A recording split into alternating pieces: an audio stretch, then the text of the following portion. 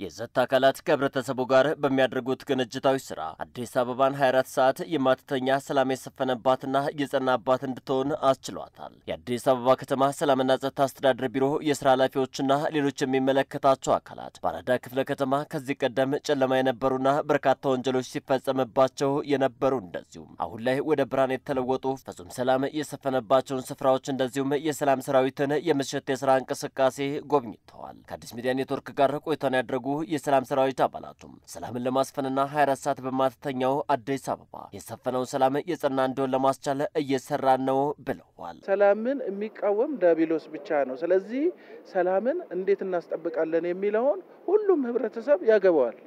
ሰላም ሲኖር ነው ልጆቻችን ትምህርት ቤትም ሆነ ወጥተው የሚገቡት ሰላም ሲኖር ነው።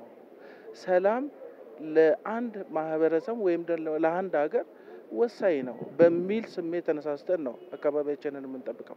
የሰላም ሰራዊት ሁላችንም ወጣቶች በፍቅር ነው እየሰራን ያለነው። የምንሰራውም ደግሞ ያው ሁላችንም በፍላጎት ነው።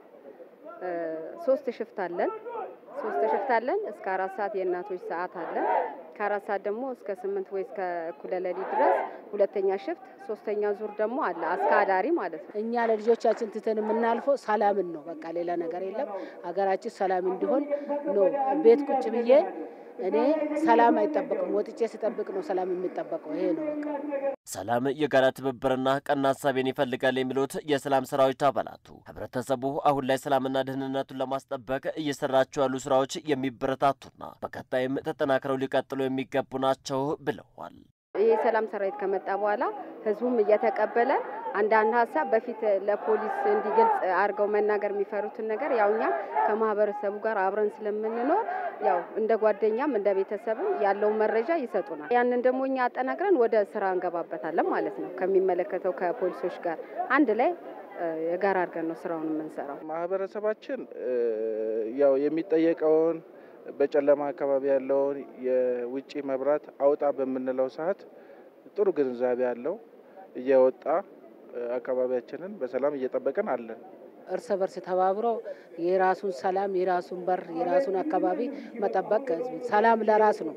ሰላም ለሀገር ነው። ሰላም ለአንድነት ነው። የአዲስ አበባ ከተማ ሰላምና ጸጥታ አስተዳደር ቢሮ ኃላፊ ወይዘሮ ሊዲያ ግርማ ከዚህ ቀደም በጨለማ የተዋጡ ስፍራዎች በርካታ ወንጀሎች ይፈጸምባቸው ነበር ያሉም ሲሆን አሁን ላይ መዲናዋን ራሷን ለማደስ በምታደርገው ጥረት በርካታ ነገሮች ተለውጠዋል ብለዋል። ከዚህ ቀደም ስጋትና ወንጀል ይፈጸምባቸው የነበሩ ስፍራዎችን ከህብረተሰቡ ጋር በመቀናጀት ሰላም የሰፈነባቸውና በብርሃን የተሞሉ ማድረግ ተችሏልም ብለዋል። ወንጀለኞች በስፋት እንቅስቃሴ የሚያደርጉባቸው እና ተግባራቸውን የሚፈጽሙባቸው ቦታዎች ዛሬ እንዳየነው በብርሃን መሞላቱ እያመጣ ያለውን ፋይዳ እጅግ ውጤታማ እንደሆነ ማየት ይቻላል ማለት ነው። በ4430 ብሎኮቻችን ላይ በ211 ወረዳዎች ላይ ሁሉም ማህበረሰብ ስታንዳርዱን የጠበቀ መብራት፣ የደጃፍ መብራት፣ የውስጥ ለውስጥ መንደር ውስጥ ያሉ ሰፈሮችም ጭምር በብርሃን እንዲሞሉ ማስቻል ነው። ከዚህ አንፃር በጣም በርካታ የሚሆኑ